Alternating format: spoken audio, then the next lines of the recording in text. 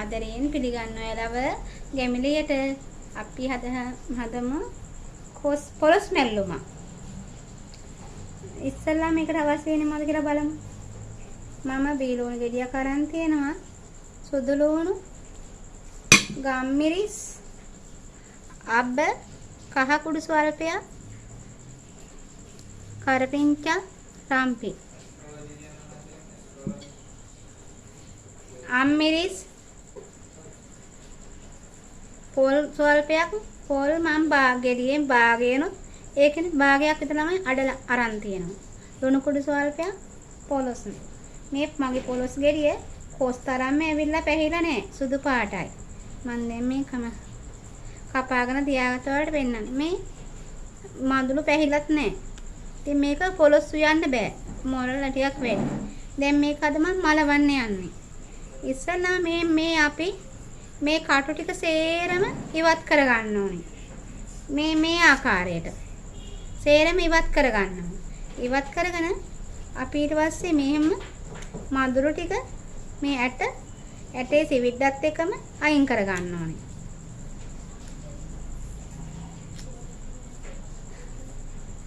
මේ විදිහට අයින් කර ගන්නවා.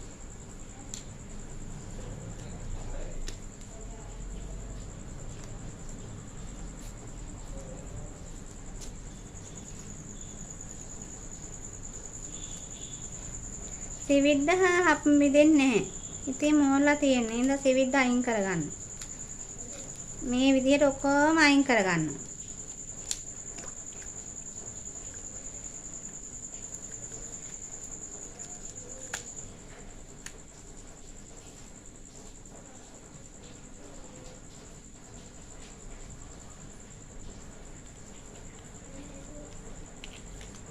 මේ වගේ සියල්ලම ගලව ගන්නවා. මගේ දැන් ඇට නෑමි.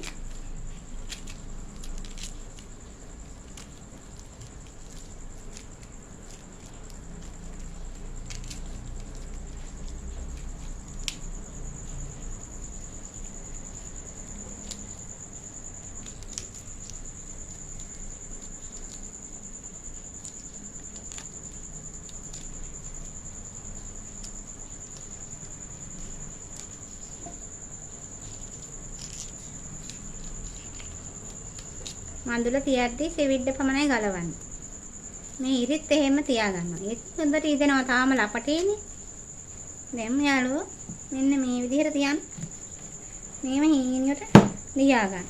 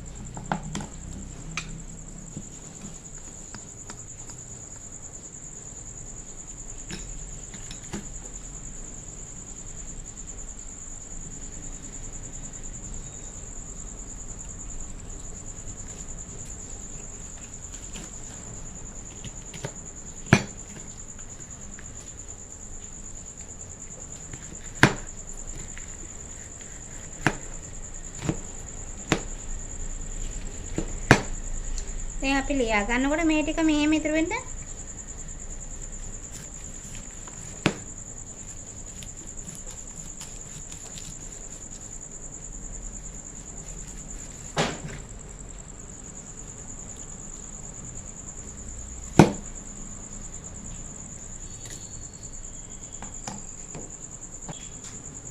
මේ ආකාරයට මේ නාර ටික කොටස ඉතුරු වෙන අනිත් සියල්ලම ටික හොඳට කපා ගන්න මේ විදිහට.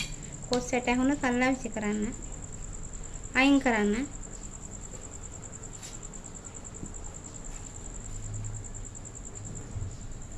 දැන් මම හට්ටියක් අරගෙන මේ වගේ මම කපා ගත්තොත් පොලොස් ටික දාගන්න එකතු කරගත්තා.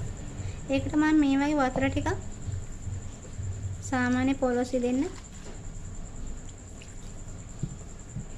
මේ ගානට එකතු කරගන්න.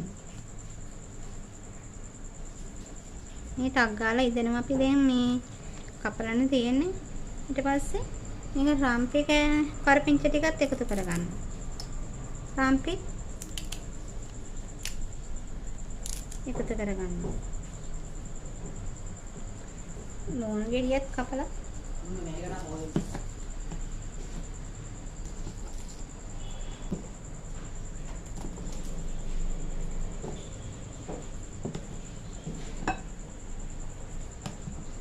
ලෝණ ගෙඩියත් මේ වගේ කපලා එකතු කරගන්න.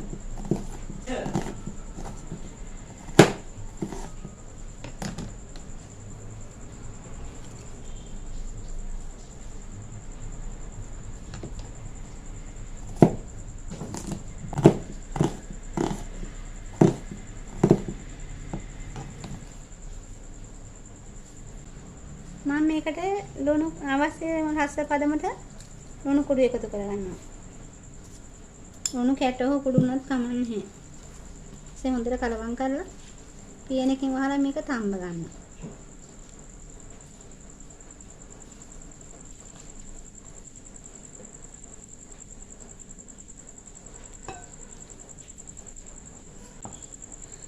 මම මේ පොල් එක මේ සුදු ලුණු, ගම්මිරිස්, අබ, කහ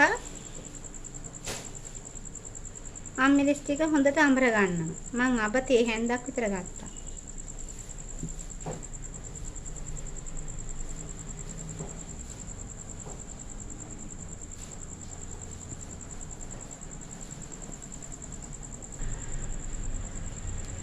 මම මේ විදිහට පොල් මිශ්‍රණය අඹරගෙන ආවා.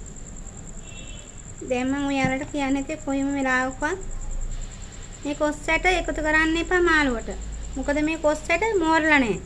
ලපටි කොස් ඇට දිය රහයි එන්නේ. කිසිම රහක් එන්නේ නැහැ. හොයාගන්න වෙනස තමයි හැපුවම චිරි චිරි ගාලා හද්දයක් එනවා.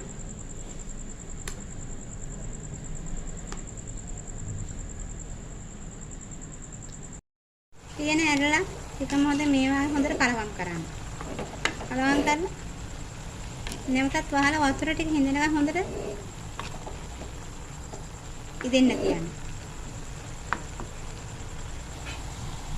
දැන් මගේ මේ පොලොස් ටික හොඳට ඉදිලා. මේ බලන්න වතුරක් ඉදිලා. දැන් මේ ගානට යන්තම් තියෙද්දි මම අර අඹරගත්තු මිශ්‍රණය එකතු කරගන්නවා.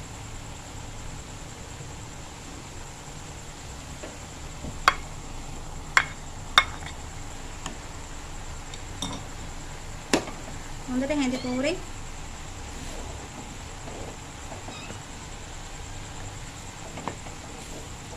කරගන්න.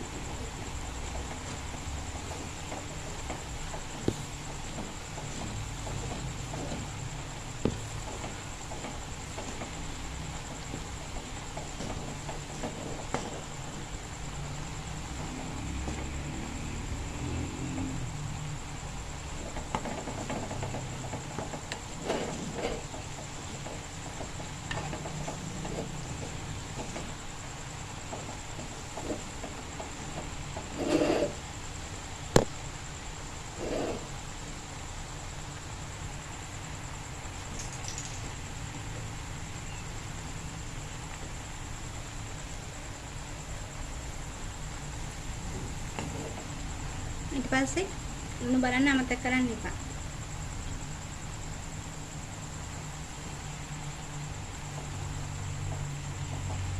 ලුණු මන්දි නම් මේ වෙලාවෙම එකතු කරගන්න පුළුවන්. දැන් මගේ පොලොස් මැල්ලුම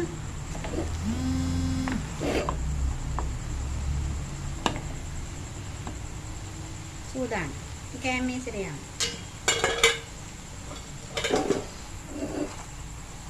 බලන්න යාළුවනේ. අපි දැන් මේ තත්ත්වේ පොපොලොස් දැක්කහම විසි කරනවා ගොඩක් අය. දැන් මේ එහෙමත් කන්න පුළුවන්.